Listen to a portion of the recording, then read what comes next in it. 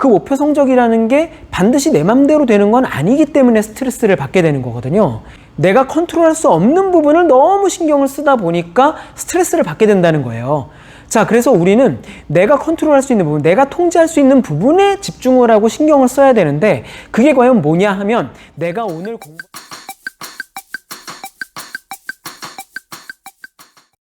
안녕하세요. 청소년 고민 해결사 코바디스 1318 코칭 상담 연구소의 최충만 코치입니다. 제가 오늘은 우리 중고등학생들이 겪고 있는 공부 스트레스의 원인 그리고 그 해결책에 대해서 말씀을 드려보려고 합니다. 자, 먼저 공부 스트레스를 겪게 되는 이유가 무엇일까에 대해서 먼저 생각해 봐야 될 것 같은데요.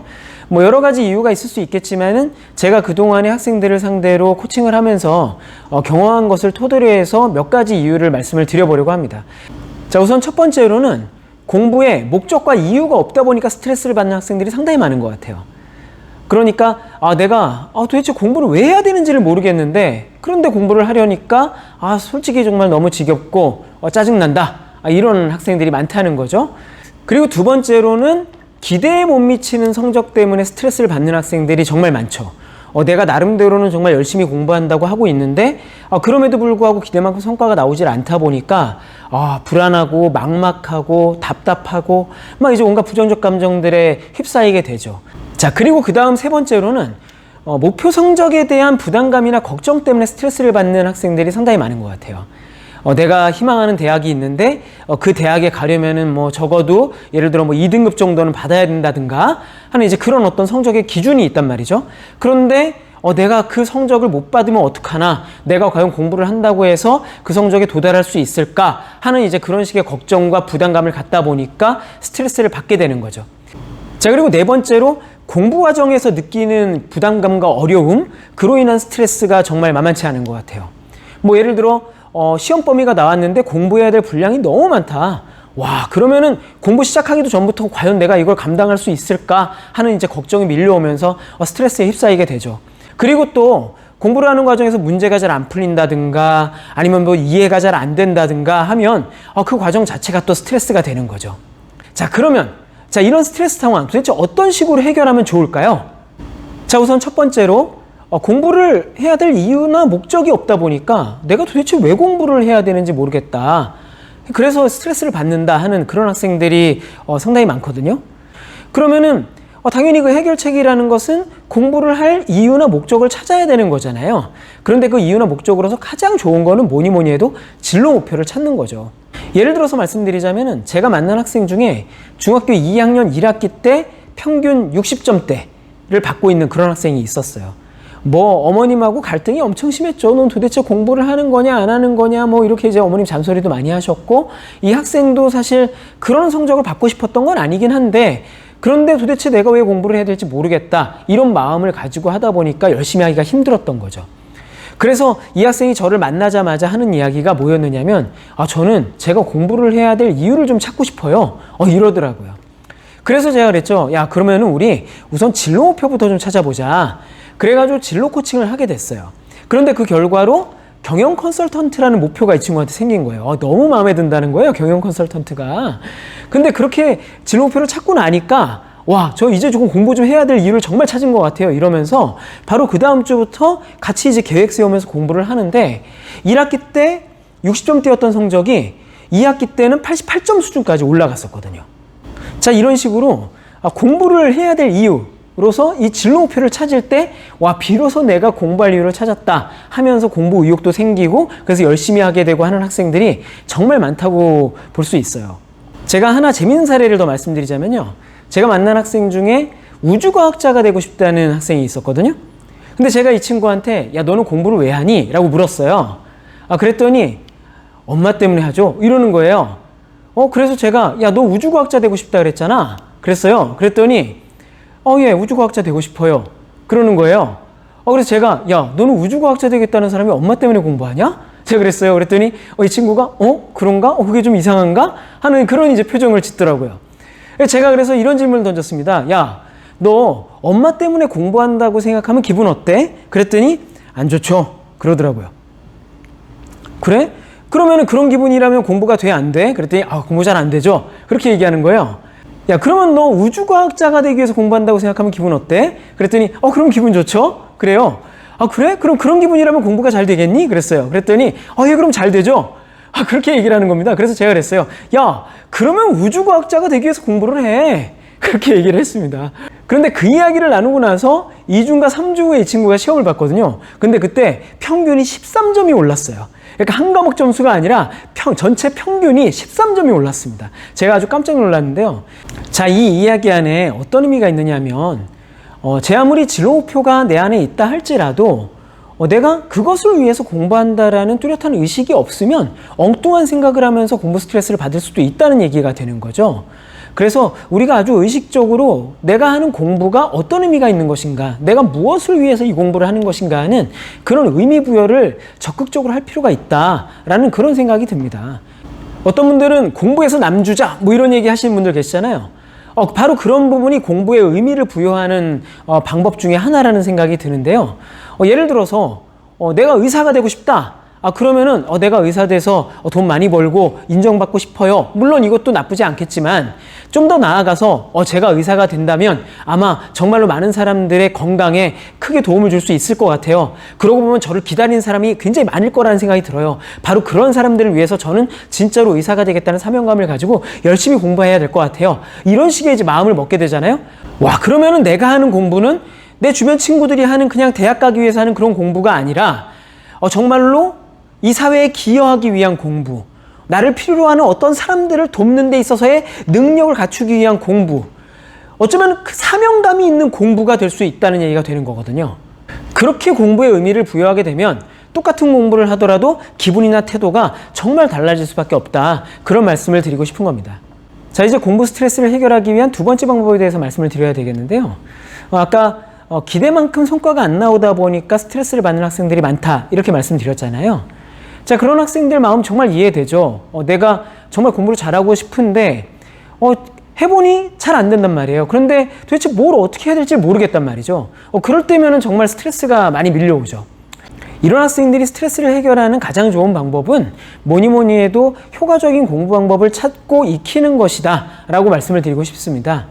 그냥 무작정 열심히 공부하기보다는 도대체 어떻게 공부를 해야 성과가 나올 수 있는가 하는 그런 공부법에 관심을 가지고 좀 공부를 해보는 것, 즉 공부법을 공부해보는 것이 오히려 그 스트레스를 해결하고 성과를 내는 그런 이제 빠른 길이 될 수 있다라는 거죠. 요즘 공부법 책들이 정말 많죠. 그리고 유튜브에도 공부법 관련된 영상들이 굉장히 많잖아요. 자, 근데 그런 영상들을 좀 찾아보시거나 혹은 책들을 좀 찾아보시면 와, 비슷한 얘기가 계속 나오네 하는 걸 느끼시게 될 거예요. 자, 그러니까 공부를 좀 잘한다고 하는 사람들이 사용하는 방법이 물론 세세하게 보자면 차이가 날 수는 있겠지만 굵직한 부분에서는 굉장히 공통점이 많다는 거거든요. 그런 공통점에 해당하는 부분들을 잘 추려서 내 것으로 만들 수 있다면 나 역시도 굉장히 효과적으로 공부하는 사람이 될 수 있다는 뜻이 되는 거죠.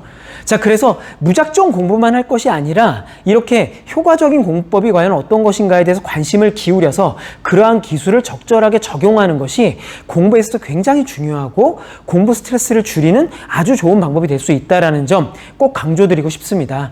자, 그리고 참고로 제가 운영하는 밴드가 있는데요. 그 밴드에 들어오셔도 공법에 대한 이러저러한 자료들을 보실 수가 있어요. 그래서 관심 있는 분들은 꼭 들어와 보시면 좋겠고요. 밴드의 주소는 제가 댓글에 남겨놓도록 하겠습니다. 자, 그리고 세 번째로 목표 성적에 대한 부담감이나 걱정 때문에 스트레스가 밀려온다라는 그런 친구들이 많은데요. 저는 그런 학생들한테 결과보다는 과정에 초점을 두고 공부를 하라고 권해드리고 싶어요. 자, 이게 이제 어떤 이야기냐면 내가 결과적으로는 1등급을 받는다든가 2등급을 받는다든가 몇 점을 받는다든가 하는 그런 목표 성적이 있어요. 그런데 그 목표 성적이라는 게 반드시 내 마음대로 되는 건 아니기 때문에 스트레스를 받게 되는 거거든요. 그 부분을 내가 정말로 내 마음대로 컨트롤할 수 있느냐 하면 그러기는 어렵단 말이에요. 내가 컨트롤할 수 없는 부분을 너무 신경을 쓰다 보니까 스트레스를 받게 된다는 거예요. 자, 그래서 우리는 내가 컨트롤할 수 있는 부분, 내가 통제할 수 있는 부분에 집중을 하고 신경을 써야 되는데 그게 과연 뭐냐 하면 내가 오늘 공부할 수 있는 분량, 내가 이번 일주일 안에 공부할 수 있는 분량, 내가 그래서 한 달 안에 공부할 수 있는 그 분량으로서의 목표, 이것만큼은 내가 컨트롤할 수 있다는 거죠. 왜? 그거는 내가 공부를 하면 되는 거니까요. 그러니까 평소에 공부를 할 때, 나 이번에 몇 점 받아야 되는데, 이 생각을 할 것이 아니라, 내가 오늘 몇 페이지를 공부해야 돼. 이것이 나에게는 가장 중요한 목표고 오늘 이것을 지키는 게 내가 할 일이야 라는 것을 분명히 하고 공부를 한다 그러면 스트레스가 줄어들 수 있다는 거예요. 자, 제가 공부해야 될 게 너무 많아서 스트레스예요. 이런 학생들도 많다고 아까 말씀드렸었는데 그런 학생들의 경우에도 이 과정에 초점을 맞추는 그러한 태도가 굉장히 중요하고 그래야지만 스트레스를 해결할 수 있다고 저는 생각을 해요. 예를 들어서 말씀드리자면 만약 우리 학교의 영어 시험 범위가 모의고사 지문 120개씩이나 나온다. 이렇게 한번 가정을 해보자고요. 실제로 그 이상 나오는 학교들도 있는 거거든요. 자, 그런데 이 120개를 공부해야 되는데 나에게 주어져 있는 시간이 30일이다. 이렇게 가정을 해보면 하루에 4개씩 공부를 해야 30일이면 한 번 정도를 볼 수 있다라는 계산이 나오죠. 근데 나는 기왕이면은 2번 정도는 보고 싶다라고 한다면 하루에 6개씩 보면은 20일 걸릴 거고 나머지 열흘 동안에는 12개씩을 보면 된다라는 이런 식의 계산이 또 나오잖아요. 그러면 매일 6개의 지문을 공부하는데 시간이 과연 얼마나 걸릴까를 또 계산을 해봐야 되죠. 다른 과목도 공부를 해야 되니까 무한정 시간을 쓸 수는 없단 말이에요. 그러니까 어떤 방법으로 내가 공부해서 어느 시간 안에 이 6개의 공부를 마무리해야 되겠다라는 이제 그런 식의 계획이 필요한 거죠. 그렇게 계획을 세우고 나면 그 다음부터는 내가 해야 될 일은 매일 그 6개의 지문을 공부하는 것에만 집중을 하면 된다는 거거든요.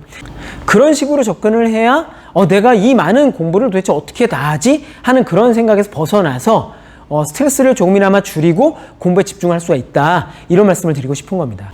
자, 그리고 네 번째로 공부를 하는 과정에서 느끼는 부담감이나 실망감, 어려움 이런 것 때문에 스트레스를 받는 학생들이 많은데요.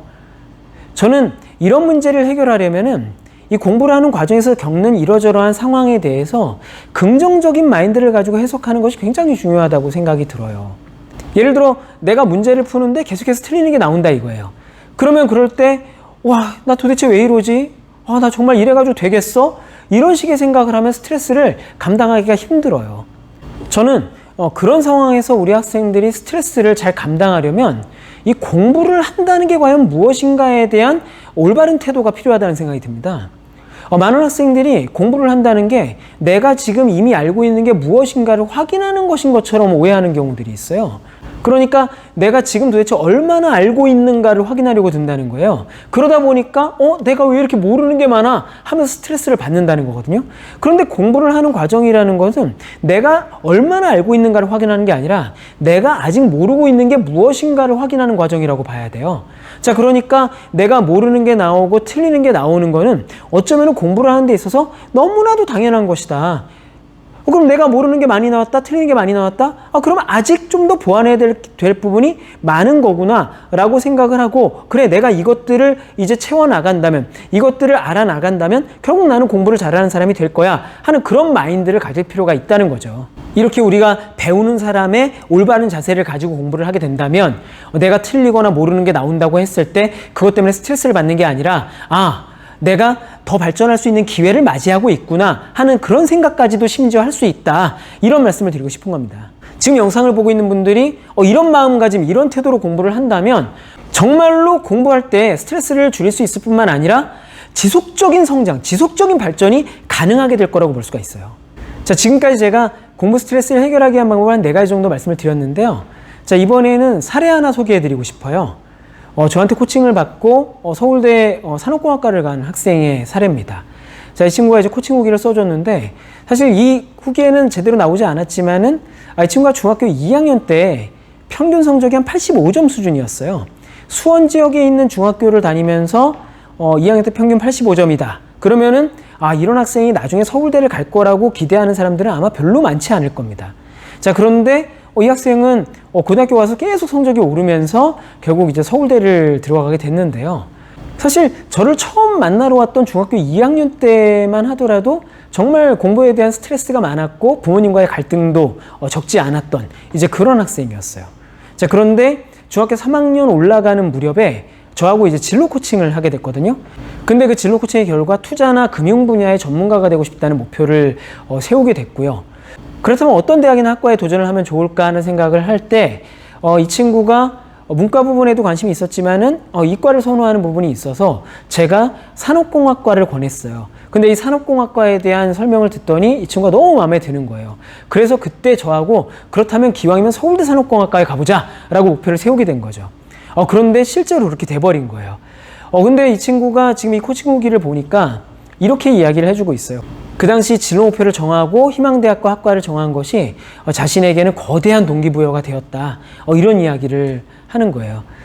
그리고 그런 다음에는 좋은 공부 방법을 찾기 위해서 굉장히 많은 토의를 했었습니다. 저도 제가 좋다고 여기는 그러한 방법들을 이 친구한테 알려주고 훈련시키려고 애를 많이 썼었고, 그리고 이 학생도 그런 방법들을 배우고 적용할 뿐만 아니라 자기 나름의 또 방법을 강구하려고 애를 많이 썼었습니다. 그런 부분들이 힘을 발휘해서 계속해서 성과가 오르다 보니까, 그러다 보니까 결국에는 이제 목표대로 서울대까지 갈 수 있었다, 이런 얘기가 되는 거죠. 그래서 저는 공부 스트레스를 해결할 뿐만 아니라 공부 성과를 높이기 위해서 우선은 진로 목표를 찾는 게 굉장히 중요하고, 내 공부에 의미를 부여해야 되고요. 그리고 공부 방법을 효과적으로 바꾸기 위한 노력이 분명히 필요합니다. 그리고 아까 말씀드린 것처럼 긍정적으로 상황을 해석하는 태도, 그리고 성적 같은 그런 목표보다 내가 오늘 해야 될 공부의 분량에 집중하면서 매일매일 실천에 옮기는 그러한 자세가 있다면, 그렇다면은 공부 스트레스 얼마든지 극복하고 좋은 성과로 나아갈 수 있다, 이런 말씀 다시 한번 드리고 싶습니다. 자, 여러분, 오늘 공부 스트레스의 원인과 해결책이라는 주제로 말씀드렸는데 어떻게 도움이 좀 되셨나요? 도움이 되셨다면 구독 신청 그리고 좋아요 꼭 좀 부탁드리고요. 저는 다음번에 또 다른 좋은 콘텐츠로 찾아뵙도록 하겠습니다. 감사합니다.